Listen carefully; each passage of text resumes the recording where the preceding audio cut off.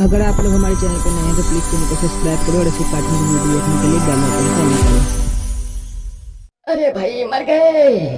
अरे अबे लड़के यहाँ ऐसे खड़े मत रहो, अंदर बहुत सामान है, उसे भी लेकर आओ। क्यों भाई? सारा बेड, ड्रेसिंग टेबल, सोफा वगैरह तो बुग्गी में ला दिया था, अब क्या रह गया? अरे अंदर 50 बड़े बड़े अनाज के भी बोरे हैं। मोहन जी की इकलौती बेटी की शादी है, ऐसा लग रहा है अपनी बेटी को दहेज में साल भर का राशन भी दे रहे हैं। उस आदमी की बात सुनकर वहाँ खड़े हुए सभी लड़के भी अंदर से राशन उठाने चले गए और एक के बाद एक सभी राशन के बोरे मोहन जी के घर से उठाकर उनकी इकलौती बेटी आरती की ससुराल चले गए। मोहन गांव का एक सक्षम किसान था जिसकी बेटी आरती की शादी होने वाली थी। मोहन ने अपनी बेटी को दहेज के साथ साथ बहुत सारा राशन जैसे दालें, चावल, चीनी, गेहूं, काजू, किशमिश वगैरह चीजें बोरियों में भर भर कर दी थी। दहेज उठाने वालों की बाजुओं में भी दर्द होना शुरू हो चुका था। काफी देर तक दहेज उठाने का ही काम चला और फिर ऐसे ही बहू की विदाई का भी वक्त आ गया। चलिए समधन जी, इजाजत दीजिए कि हम आपकी फुलवारी को लेकर चले जाएं। जी, अब तो हमारी आरती आपके ही आंगन को महकाएगी। सदा सुखी रहना। माँ बाप से गले लगकर आरती अपनी ससुराल आ गई, जहाँ अच्छे से उसका गृह प्रवेश हुआ और फिर उसे वहीं बाहर सोफे पर बैठा दिया गया। आरती घूंघट में बैठी हुई सभी की बातें सुन रही थी। अरे सुमित्रा बहन, सुना है तुम्हारी बहू के मायके वालों ने साल भर के राशन के साथ विदा किया है अपनी बेटी को? जी हाँ, एकदम सही सुना आपने। मेरी आरती दहेज के साथ साथ 1 साल तक का राशन भी लाई है। चीनी, चावल, गेहूं, दालें और मेवा तक हर चीज बोरियों में भर भर कर आई है। बड़ी नसीब वाली हो सुमित्रा जी। ऐसे ही सभी तरफ बस साल भर के राशन की ही बात चल रही थी। अरे वाह, मेरी माँ बाबा की तारीफ हो रही है, मैं तो बहुत खुश हूँ। अपने माँ बाप की तारीफ सुनकर आरती की खुशी के ठिकाने नहीं थे। ऐसे ही काफी देर तक चलता रहा और फिर आरती को उसकी सास ने उसके कमरे में भेज दिया। देखते ही देखते शादी के बाद के दिन बीत गए। सभी रस्में रिवाज अच्छे तरीके से ही हुए थे। माँ जी, क्या बात है, आप इतने सारे चावल क्यों धो रही हो? अरे बहू, तुम नहीं जानती, आज मैंने राधिका और अंजलि को रात के खाने पर बुला लिया है। अच्छा। आरती सुमित्रा से ऐसे बोलकर अपने कमरे में आ गई। ये मेरे घर से आई हुई राशन को देखकर माँ जी की आंखें कुछ ज्यादा हरे में नहीं हो रही है। जब देखो कभी अपनी बेटियों को बुला लेती है तो कभी किसी और को, लेकिन अब मैं ज्यादा इन्हें अपना राशन बर्बाद नहीं करने दूंगी। आरती के मन में अब सयानापन आना शुरू हो गया था। आज वो अपनी सास के राशन निकालने की वजह से बहुत गुस्से में थी, लेकिन आज उसने कुछ नहीं किया। शाम के वक्त उसकी दोनों नंदे राधिका और अंजलि अपने मायके आई और उन्होंने रात का खाना वहीं पर खाया। खाना खाते वक्त भी आरती ने एक कड़वी बात बोली। ये ले राधिका बेटा, थोड़ी सी बिरयानी और खा। हाँ ननद जी, ले लीजिए, वैसे भी फ्री में इतने अच्छे चावलों की बिरयानी मिल रही है तो खूब खाइए। आरती, ये क्या तरीका है अपनी नंद से बात करने का? क्यों, अब क्या मैं इनसे जी जनाब से बात करूं?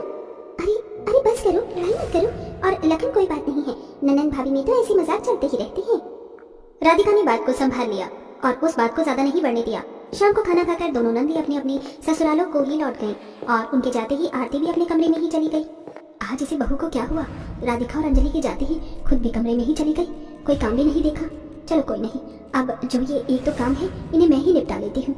सुमित्रा बेचारी ने कोई शिकायत नहीं की और उसने खुद ही घर के काम कर दिए। ऐसे ही अगले दिन जब सुमित्रा ने राशन निकालने को बोरे में हाथ डाला, तभी उसके हाथ को आरती ने पकड़ लिया। क्या बात है बहू, क्या हुआ? यही रुक जाइए माँ जी, बस बहुत हुआ। आपका मेरे घर से आई हुई राशन पर यूं हक जमाना। अब मैं आपको अपने राशन में से एक अनाज का दाना नहीं लेने दूंगी। तुझे अचानक क्या हुआ बहू, ऐसे क्यों बोल रही है? मुझे कुछ नहीं हुआ, मैं तो बिल्कुल ठीक हूँ। लेकिन हाँ, अभी तक मैं बेवकूफी कर रही थी जो आपको आंख मीच कर अपने राशन में घुसने दे रही थी। अब अगर घर में खाना बनेगा तो आप अपने पैसों में से राशन लाना और उससे बनाना। मेरे मायके से आया हुआ राशन मेरे लिए है, तो मैं अब इसे आपको इस्तेमाल नहीं करने दूंगी। आरती ने ऐसे ही सुमित्रा से कड़वी कड़वी बातें बोली। उसकी बातों को सुनकर सुमित्रा उससे ज्यादा कुछ नहीं बोल पाई, क्योंकि वो लड़ाकू टाइप की औरत नहीं थी। वो बेचारी अपनी बहू की बात को ही मान गई और राशन खरीदने बाजार आ गई।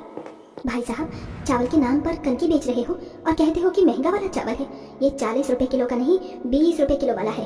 अरे बूढ़ी अम्मा, अगर पहचान ना हो चीज की तो मुंह चलाते हुए नहीं आते। ये चावल अच्छा वाला है और अगर इससे भी सस्ता चाहिए तो वो और महंगा मिलेगा। सुमित्रा के उस दुकानदार से अनबन होने लगी। उसे बाजार में ऐसे लड़ते हुए उसके बेटे लखन ने देख लिया। माँ, क्या बात है, आप यहाँ? बेटा तू काम पर नहीं गया आज? आज काम कम था। अच्छा, इस लूटू राशन वाले की दुकान पर आई थी। देख जरा, कनकी चावल को 40 रुपए किलो में बेच रहा है। भाई साहब, अपनी माँ को समझाइए, आज के दौर में 40 रुपए में यही चावल मिलेगा। हाँ हाँ माँ, आप क्यों इनसे बहसबाजी कर रही हो? और आपको क्या जरूरत पड़ गई अचानक की चावलों की? घर में कितने सारे हैं, तो आपकी बहू साल भर का राशन लेकर चली थी। बहू, लखन बेटा, आरती ने मेरा हाथ इस तरह से झटका जब मैं खाना बनाने को चावल निकाल रही थी, जैसे कि मैं कुछ लगती ही नहीं हूँ। सुमित्रा ने लखन को पूरी बात बताई, जिसको सुनकर उसका भी पारा चढ़ गया और वो अपनी माँ को लेकर भड़कता हुआ घर पहुंचा। आरती, आरती कहाँ हो? हाँ जी बोलिए, क्यों इतना चिल्ला रहे हो? आरती, तुम्हारी हिम्मत भी कैसे हुई मेरी माँ से ऐसा सलूक करने की? हाँ बोलो, तुम क्या सोचती हो कि तुम मेरी माँ के साथ कुछ भी करोगी और मैं चुप रहूंगा? क्या है, क्यों चिल्लाई जा रही हो और क्या किया है मैंने? तुमने मेरी माँ का हाथ भी कैसे रोका राशन में डालने से? हाँ, अच्छा, तो इस बात का भगार लगा रखा है राजा बेटे को। देखो लखन, वो राशन तुम्हारी माँ का नहीं था, तो मैंने अगर उनसे इसे इस्तेमाल करने का अधिकार भी छीन लिया तो कौन सा पाप कर दिया? वैसे भी वो राशन मेरा है, मेरी मर्जी, मैं उसे किसी को दूं या ना दूं। आरती ऐसे बोलकर अपने कमरे में चली गई। लखन गुस्से में उसके पीछे जा रहा था, लेकिन उसे सुमित्रा ने रोक लिया। रहने दे बेटा, घर में कलेश करने से कोई फायदा नहीं है। एक दिन उसे हमारी अहमियत जरूर पता चलेगी। अभी तो बस सब्र कर। ठीक है माँ, अगर आप कहती हो तो सिर्फ आपके बोलने पर मैं ये बात मान रहा हूँ, लेकिन आपको भी मेरी एक बात माननी पड़ेगी। अभी से ही कोई भी आरती से बात नहीं करेगा। अगर दीदियों को भी आप घर बुलाओ तो उन्हें भी बोल देना कि हमारी आरती जी से कोई मतलब नहीं है। सुमित्रा ने लखन की बात पर गर्दन हिला दी। बस फिर क्या था, उसी दिन से आरती से घर वालों की बातचीत बंद हो गई। लखन ने अपनी माँ को राशन लाकर दिया, जिसमें से सुमित्रा और लखन का खाना बनता था, और आरती ने अपना राशन अपने कमरे में ही लाकर रख लिया था। वो अपने कमरे में अपना अलग खाना बनाती थी। कई दिनों तक ऐसे ही चलता रहा और एक रोज सुमित्रा की दोनों बेटियां घर आई हुई थी। माँ, आरती भाभी के मायके गई हुई है, कहीं से भी आवाज नहीं आ रही। नहीं, मैंने तो जाते हुए नहीं देखा।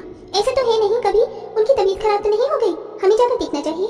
सही कहा, आखिर है तो हम सभी एक ही परिवार ना। सारे शिकवे भुलाकर राधिका, अंजलि और सुमित्रा आरती के कमरे में चली गईं, जहां पर वो बुखार में भून रही थी। आरती भाभी आप ठीक तो हो? आप सभी? बहू, तेरी इतनी तबीयत खराब कैसे हो गई? अंजलि बेटा, जा जल्दी से पानी और कपड़ा ला। सुमित्रा ने आरती के सर पर गीले कपड़े की पट्टियां रखी। वहीं दोनों नंदों ने भी उसकी सेवा की और उसे दवाई वगैरह दी। अब इस घटना के बाद आरती को एहसास हुआ कि परिवार क्या चीज है और अभी तक वो कितना गलत कर रही थी। जब शाम तक जाकर उसकी थोड़ी सी तबीयत सुधरी, तब उसने सभी से माफी मांगी। माँ, ननद जी, मुझे माफ कर दीजिए, मैंने बहुत गलत किया पिछले दिनों, लेकिन अब मुझे एहसास हो रहा है कि मैंने गलत किया। मुझे एक मौका और दे दीजिए मेरी गलती को सुधारने का। बहू, हम तुझसे अलग ही इसीलिए हुए थे ताकि तुझे रिश्तों की अहमियत समझ आ जाए। चल, अब ज्यादा मत सोच, हम तुझसे नाराज नहीं हैं। सुमित्रा की बात सुनकर आरती की आंखें भर आई। उसने अपनी गलती को कबूल किया और फिर कभी राशन पर से आनापन्ना दिखाने की भी कसम खाई। उसी दिन सभी रिश्तों के बीच की दरारें भर गई और सब कुछ ठीक हो गया। मेरी तो कमर गई, इतनी देर से एक साड़ी में लगी हुई हूँ, अब तक ये साड़ी भी नहीं धुली है। मेरी कमर में इतना ज्यादा दर्द हो रहा है ना। तू अपनी क्या बता रही है? मेरी खुद की हालत खराब हो रखी है। मुझे तो इतनी ठंड लग रही है ना, मुझे तो ऐसा लग रहा है कि आज रात में पड़ने वाली हूँ बिस्तर पर, बुखार हो जाएगा मुझे। मेरी तो साड़ी धुल गई है, मैं जाकर साड़ी सूखने को डाल देती हूँ। मेरी भी साड़ी धुल गई है, मैं भी साड़ी सुखाने जा रही हूँ। अरे यार, मैं तो कब से साड़ी धो रही हूँ। भाभी भी ना मिट्टी में खेलती है क्या, जो इतनी गंदी कर रखी है? इतनी देर से लगी हुई हूँ, साफ ही नहीं हो रही। जोर से लग गई। यहाँ पर पानी किसने गिराया? अरे भाई, कोई देखकर काम कर लो ना, कि यहाँ क्यों पानी गिरा रही हो? मेरी कमर में इतनी लग गई है। सर्दी की चोट वैसे भी जल्दी ठीक नहीं होती। इतनी ठंड में रात के समय पांचों नंद अपनी भाभी के कपड़े क्यों धो रही थी? ऐसा भी क्या हुआ कि पांचों नंद की ऐसी हालत हो गई? इस कहानी के दिलचस्प किरदारों के बारे में जानने के लिए कुछ समय पीछे चलते हैं। अरे भाई, मुझे तो आपकी बेटी बहुत पसंद है। इतनी गुनी और समझदारी, ऐसी लड़की तो हमें ढूंढने से भी नहीं मिलेगी। जी, बेटा तो आपका भी बहुत अच्छा है, काफी समझदार है, काम भी अच्छा करता है, और आप लोगों का परिवार भी तो इतना अच्छा है। तो अब अगर जब हम एक दूसरे का परिवार और बच्चे इतने पसंद करते हैं तो रिश्ता तय कर देते हैं। जी, थोड़ा सा समय दीजिए, मैं अपनी बेटी से बात करके आपको फोन करती हूँ। ठीक है। शारदा देवी अपने परिवार के साथ चली जाती है। सिमरन, तुझे लड़का और उसका परिवार कैसा लगा? मुझे तो बहुत अच्छा लगा। ऐसा परिवार जल्दी मिलता नहीं है। बता, रिश्ता तय कर दूं ना? अभी कैसी बातें कर रही हैं? आपने देखा नहीं, हम 3 लोगों का परिवार है और वहाँ तो 5 ननद ही है मेरी, और फिर पति सास, ये सब अलग। आप थोड़ा तो सोचो मेरे बारे में। तो भी क्या सोचकर इतनी परेशान हो रही है? अरे किसी भी ससुराल में जाएगी ना, वहाँ पर तुझे बस पति ही नहीं मिलेगा, पति का पूरा परिवार मिलता है। और वैसे भी कुछ दिनों बाद तेरी ननद की शादी तो हो ही जानी है ना। वो कौन सा जिंदगी भर तेरे घर पर ही बैठी रहेंगे, और बाद में तू, तेरा पति और तेरी सास, बस 3 लोगों का परिवार रह जाएगा। अपनी माँ की बात को सिमरन काट नहीं पाती और रिश्ते के लिए मान जाती है। कुछ दिनों में सिमरन की शादी हो जाती है। आखिरकार मुझे अपनी बहू का बेसब्री से इंतजार था, वो इंतजार खत्म हुआ। बहू, इस घर में तेरा दिल से स्वागत है। हाँ भाभी आओ, हमें भी आपका बहुत इंतजार था। माँ, हम भाभी को उनके कमरे में ले जा रही हैं, वो बहुत थक गई होंगी ना। पांचों नंद मिलकर अपनी भाभी को उसके कमरे में जाकर बैठा देती है। ऐसे ही कई दिन बीत जाते हैं। ठंड का भी मौसम आ जाता है।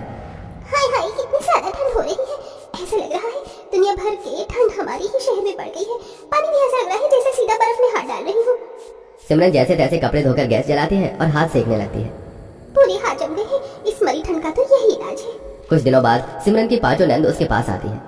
भाभी, वो क्या है ना, हमें कॉलेज जाना है और कॉलेज जाने की वजह से हम अपने कपड़े नहीं धो पाएंगे, तो आप हमारे कपड़े धो दोगी? हाँ भाभी, ये ज्यादा नहीं है, बस आज के कल के उतरे हुए हैं, वही धोने हैं, आप वो धो दीजिए। ठीक है, रख देना, मैं धो दूंगी। भाभी, मेरी थोड़ी सी ज्यादा कपड़े हैं, आप वो धो देना। ठीक है। अपनी भाभी को कपड़े थोप कर पांचों नंद चली जाती हैं। पता नहीं कैसी सी ननद है मेरी, इतनी बड़ी बड़ी हो गई फिर भी अपने कपड़े खुद नहीं धो पाती। मैं पहले इनके कपड़े धोती रहूं फिर घर का काम करूं। अरे मैं कब आराम करूंगी? मेरे शरीर को आराम की जरूरत नहीं होती है क्या? अगर कपड़े नहीं धोंगी तो मुंह बना लेंगी कि पहली बार कुछ बोला और वो भी मना कर दिया। और खुद को सोचना तो चाहिए था। अरे भाभी है, नौकरानी थोड़ी ना। इसी तरह अब हर रोज पांचों नंद अपनी भाभी से कपड़े धुलवाने लगती है। भाभी एक ये वाली ड्रेस धो दीजिएगा, कल मुझे पार्टी में जाना है और मेरे पास कुछ और पहनने को है ही नहीं। ठीक है। इसी तरह बाकी की चारों नंद भी कपड़े धोने के लिए दे देती हैं। इनका तो अलग ही है, जब देखो कपड़े देती जा रही है। मैं तो रात में ही धोऊंगी, दिन में इतना सारा काम रहता है, आराम भी नहीं कर पाती। रात में धोऊंगी तभी सही रहेगा। सिमरन रोज रात को ही कपड़े धोने लगती है। माँ, आप अपनी पांचों बेटियों को कुछ समझाती क्यों नहीं हो? इतनी बड़ी हो गई हैं। सिमरन आपके कपड़े धो सकती है, मेरे धो सकती है, लेकिन अपनी इतनी बड़ी बड़ी नंद की थोड़ी ना कपड़े धोएगी। उनको खुद तो समझना चाहिए ना। और आप भी कुछ कह दे रही हो। अरे तो क्या हुआ, वो कॉलेज जाती है और वैसे भी वो रोज थोड़ी ना धुलवाती है, कभी कभी ही तो बोलती है।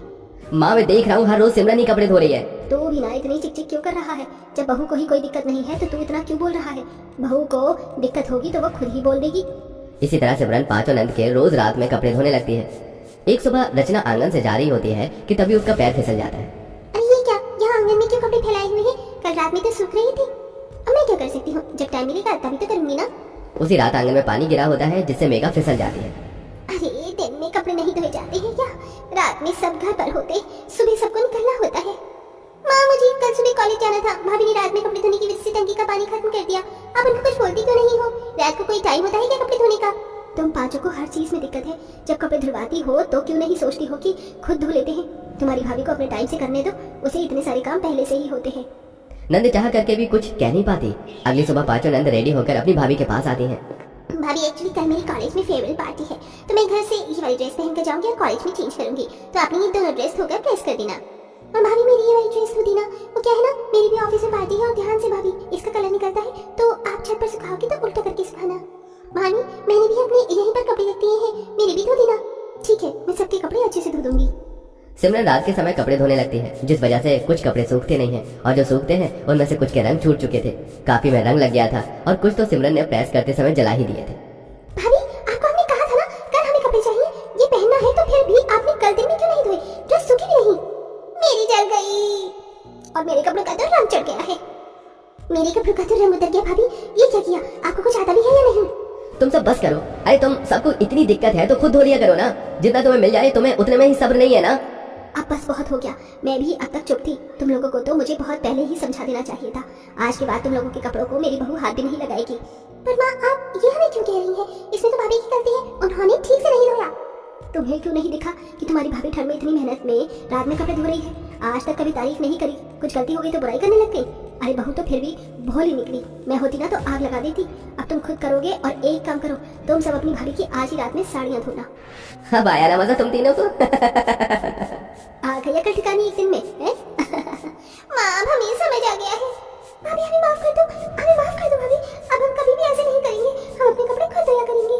कोई बात नहीं, गलती मुझसे भी हुई थी, मुझे भी माफ कर दो।